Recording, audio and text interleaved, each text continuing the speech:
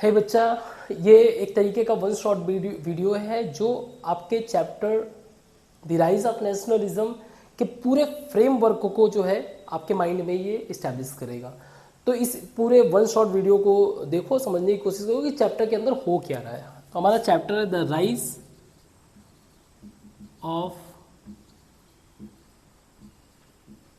Nationalism in Europe. इसके meaning को बस समझना है। नेशनलिज्म, दो बात, नेशन प्लस आइएशन।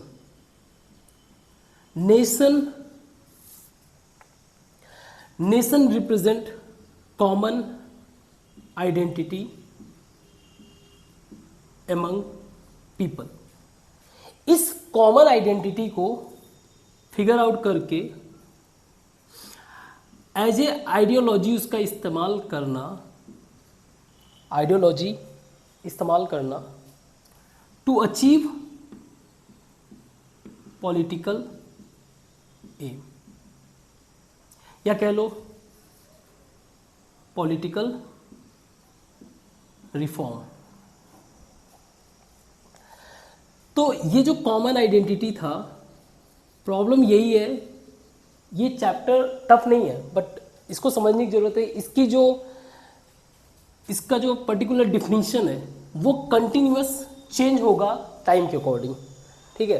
कॉमन आइडेंटिटी कोई ये चीज़ फिक्स नहीं है। जैसे किसी के लिए कॉमन आइडेंटिटी रिलीजन हो सकता है, तो किसी के लिए लैंग्वेज, किसी के लिए इकोनॉमी, तो कुछ ऐसे बहुत सारी चीज़ें जो है कॉमन आइडेंटिटी हो जाता है। तो इसका पर्टिकुलरली ये टाइम टू टाइम जो है ये अपना, आप कह सकते हो कि अपनी आइडेंटिटी को ये चेंज करता रहा। जैसे शुरुआत में nationalism attach to achieve political reform के लिए इन्होंने क्या किया, means as a political idea इस्तेमाल किया गया। तो सबसे पहला जैसे आपको फ्रेंच रिवॉल्यूशन आपको देखने को मिलेगा, फ्रेंच रिवॉल्यूशन 1789। अब पहले क्या था, सोसाइटी, पहले रूलर हुआ करते थे सोसाइटी में, और फिर public, and majority of public completely depend on ruler for their social economic हर एक तरीके की एक्टिविटी के लिए। अब साइंटिफिक रिवॉल्यूशन के कारण, साइंटिफिक और ये कह सकते हो इंडस्ट्रियल रिवॉल्यूशन के कारण एक नई कम्युनिटी आई जिसको बोला जाता था मिडिल क्लास पीपल। अब मिडिल क्लास पीपल का जो इकोनॉमिक एक्टिविटी था वो डायरेक्टली डिपेंड था नहीं रूलर पे, ये अपना मनी अर्न कर सकते थे। They were able to create their own property, अपनी प्रॉपर्टी बना सकते थे, मनी। तो कहीं ना कहीं जो है रूलर से डिस्कनेक्शन हो गया। तो फिर इनको एहसास होने लगा, और इसी टाइम पे कुछ पॉलिटिकल फिलोसोफर्स भी थे,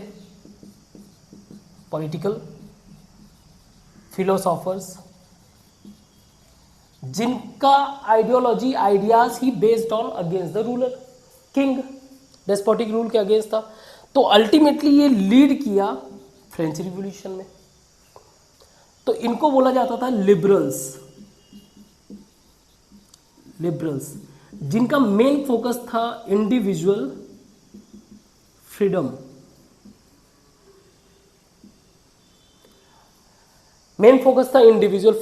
ऑब्वियस सी बात है, इसका रिजल्ट ये था कि अगेंस्ट द रूलर, जो भी किंग का इस्टेब्लिशमेंट है उसको एंड करना। इसी लाइन में जब तक पॉलिटिकल रिफॉर्म के अंदर, यानी जब तक नेशनलिज्म पॉलिटिकल आइडियोलॉजी से अटैच था, तो इसी में दूसरा रिफॉर्म होता है अगेंस्ट द मिडिल क्लास। इन्होंने रिवॉल्यूशन करके फ्रांस में अपना पावर गेन कर लिया, और इन्होंने जो बदलाव किया उसका हम लोग आगे देखेंगे। लेकिन इसी बेस पे, यानी कि nationalism attach to the political ideology, ऐसे ही फिर कंजर्वेटिव क्या मतलब ये होता है कि जो ओल्ड स्ट्रक्चर पे डिपेंड करते हैं। ऑब्वियस सी बात है, मिडिल क्लास पीपल ऐसा नहीं कि पूरे के पूरे सोसाइटी को रिप्रेजेंट करे, ऐसे बहुत सारे लोग हैं अभी भी जो रूलर पे डिपेंड करते हैं। तो वो लोग जो कंजर्वेटिव को सपोर्ट करें, तो इस रिवॉल्यूशन के अगेंस्ट में होता है 1815 में एक तरीके से वॉर वगैरह, ट्रीटी ऑफ वियना आपको देखने को मिलेगा ये। तो इन लोगों ने अगेन नेशनलिज्म को, इस आइडियोलॉजी के अगेंस्ट इन्होंने वॉर किया, रिवोल्ट किया, और वापस से जो भी फ्रेंच रिवॉल्यूशन में एक्टिविटी हुआ था उसको अंडू करना। फिर अगला आता है इसी लाइन में, जो आपको चैप्टर में पढ़ना पड़ेगा, फ्रेंच रिवॉल्यूशन के बारे में पढ़ोगे, फिर कंजर्वेटिव ने जो फ्रेंच रिवॉल्यूशन में बदलाव किए हैं उनको हटाकर फिर ओल्ड स्ट्रक्चर को इस्टेब्लिश करना, वापस से अगेंस्ट इनको चेंज करना। तो फ्रेंच रिवॉल्यूशन अगेन 1830, इसी सेम पैरामीटर पे। अब क्योंकि अगर आप देखो पॉलिटिकल आइडियोलॉजी इस टाइम पे दो तरीके के हैं, एक न्यू जिसको आप कह लो लिबरल, और एक है ओल्ड जिसको आप कह लो कंजर्वेटिव। तो ये तो हुआ फिर फ्रेंच रिवॉल्यूशन।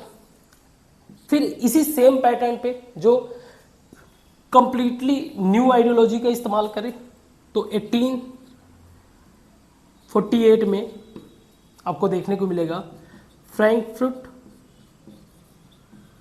पार्लियामेंट। मीन्स जो फ्रेंच रिवॉल्यूशन हुआ वही फ्रैंकफर्ट मतलब जर्मनी में यही चीज सेम होने की कोशिश किया। Totally depend on new form of ideology, liberal. जब इन दोनों का इस्तेमाल हुआ, नया फॉर्म ऑफ आइडियोलॉजी और ओल्ड, दोनों को मिक्स करके इस्तेमाल हुआ, तो आपको रिजल्ट देखने को मिलेगा 1861 का unification of Italy, unification of Italy. अब इकोनॉमी के बेसिस पे बात करते हैं कि कैसे नेशनलिज्म का मेन फंडा अटैच हुआ इकोनॉमी से।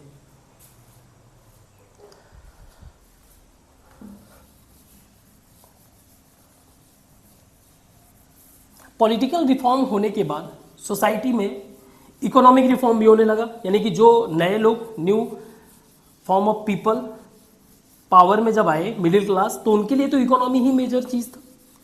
तो अब इस इकोनॉमी के बेसिस पे कुछ रिफॉर्म्स होने लगे, रिवॉल्ट होने लगे, तो उसको इस चैप्टर में दिया गया है इकोनॉमिक बेस्ड पे। इकोनॉमिक बेस्ड पे आपको सबसे पहले देखने को मिलेगा 1834 का कस्टम यूनियन ज़ोल्वुरीन। कैसे economy worked as a nationalism, यानी कि कॉमन आइडेंटिटी, लोगों के लिए कैसे कॉमन आइडेंटिटी बना, और जिसके कारण एक नया फॉर्म ऑफ, नया स्ट्रक्चर ऑफ गवर्नमेंट या रिफॉर्म करना। तो कैसे ज़ोल्वुरीन कस्टम यूनियन फॉर्म हुआ जर्मनी में,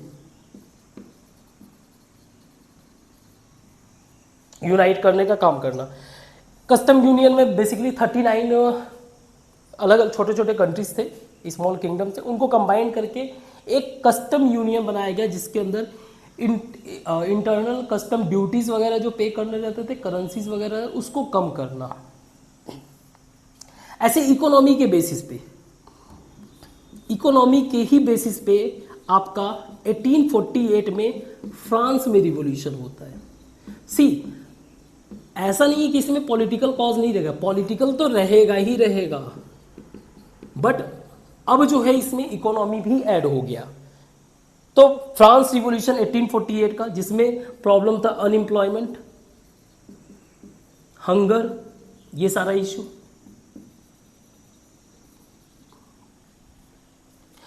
तीसरा आपको देखने को मिलेगा 1845 के आसपास, 45-46 का, एक साइलेसिया जगह है, वहां पे viewers revolt.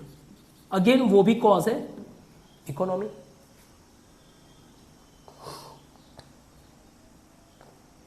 Economic cause main आप देखोगे इसमें कैसे पॉलिटिकल प्लस इकोनॉमी, ये भी था, लेकिन जो इसका complete implementation, old structure plus new form of structure, जो नया पॉलिटिकल स्ट्रक्चर था, उन लोगों ने जो बदलाव किए तो उसको अडॉप्ट करना, प्लस इकोनॉमी, इसको अडॉप्ट करोगे तो इसका एक आपको एग्जांपल देखने को मिलेगा, यूनिफिकेशन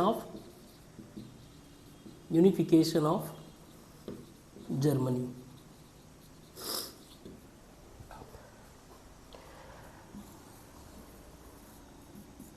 मीन्स ये दोनों पॉइंट्स जो है एज ए कॉमन आइडेंटिटी लोगों में इस्तेमाल किया जा रहा है, जहां पे आपको देखने को मिलेगा कि ओल्ड राजा वगैरह तो रहेंगे, नए रिफॉर्म को अडॉप्ट करेंगे और इकोनॉमिक रिफॉर्म को भी इंप्लीमेंट करने की कोशिश करेंगे। उसका रिजल्ट देखने को मिलता है यूनिफिकेशन ऑफ जर्मनी। तीसरा और लास्ट कह लो इसको, जिससे आपका चैप्टर ओवर हो जाता है, नहीं एक और बचेगा अभी। तीसरा है इमोशन।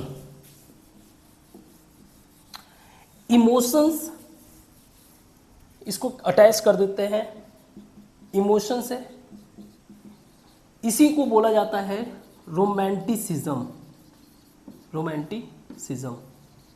अब ये इमोशंस कई सारी चीजों को कैरी करता है, जैसे कि लैंग्वेज, रिलीजन, कल्चर और भी बहुत सारी चीजें, डांस, फोक, सारी चीजें। तो इसका आपको देखने को मिलेगा ग्रीस और उसके आसपास के कंट्रीज, जो स्लाव एरियाज हैं, वहां पे revolt against Ottoman empire.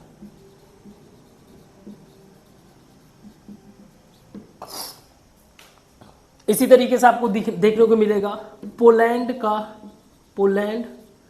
Revolt, एक तरीके से अगेंस्ट रसिया,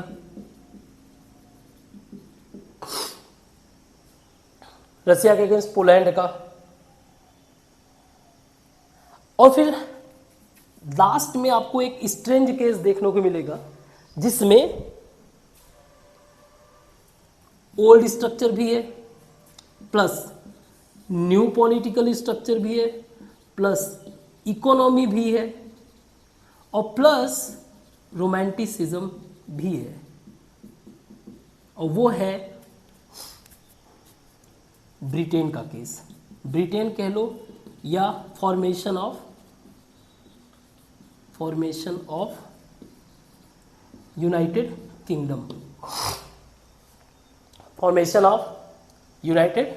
किंगडम। जहां पे इन लोगों ने मेजर इकोनॉमी का इस्तेमाल किया और रिलीजन, रोमांटिसिज्म यानी रिलीजन, लैंग्वेज, कल्चर, ये सारी चीजें इस्तेमाल किया। तो ये मेजर ग्रीस रिवॉल्यूशन आप किस पॉइंट ऑफ व्यू से चेक करोगे, आप ये देखो, ये हो गया। लास्ट में नेशनलिज्म को अटैच कर दिया जाता है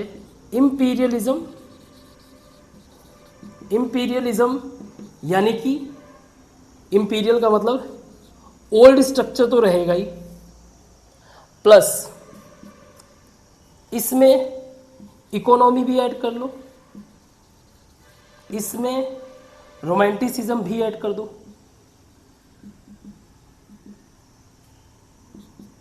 फाइनल रिजल्ट देखने को मिलता है वो है वर्ल्ड वॉर 1 में। इंपीरियलिज्म बेसिकली ये शो करता है कि कैसे साम्राज्य को बढ़ाना है, कैसे एक्सपैंड करना है। इस कंसेप्ट ऑफ इंपीरियलिज्म, इसने आइडिया किसका इस्तेमाल किया? नेशनलिज्म का। ठीक है। ग्रीस रिवॉल्यूशन में कल्चर और रिलीजन, रोमांटिसिज्म का, इसमें किस तरीके से, जैसे कल्चर का ही एक पोएट थे लॉर्ड बायरन, कैसे वहां पे जाके सपोर्ट किए। तो ये चैप्टर का पूरा फ्रेमवर्क है। इन्हीं पॉइंट ऑफ व्यू से आपको चेक करना है। जब भी आप ये इन वाले पॉइंट्स को पढ़ोगे तो आप देखोगे किसी न किसी पॉइंट ऑफ व्यू से ये सारी चीजें मेन कंटेक्स्ट रहेंगे। जब आप ब्रिटेन के बारे में पढ़ोगे तो आपको मिलेगा जो है उसमें पॉलिटिकल स्ट्रक्चर तो रहेगा ही, इकोनॉमी और रोमांटिसिज्म उसमें रहेगा। जर्मनी को जब आप पढ़ोगे तो फिर उसमें इकोनॉमी रहेगा, पॉलिटिकल स्ट्रक्चर भी रहेगा, पॉलिटिकल आइडियोलॉजी। तो ये हमारे चैप्टर का पूरा क्रक्स है, ठीक है। आई होप कि अगर आप क्रक्स को पूरे समझ गए तो चैप्टर को समझना इजी है। वैसे चैप्टर है काफ़ी लेंदी, उसको मैंने क्लियरली बाकी के पूरे पीछे एक्सप्लेन कर दिया है। इससे आपको चैप्टर का पूरा फ्रेमवर्क माइंड में डेवलप हो जाएगा। Thank you.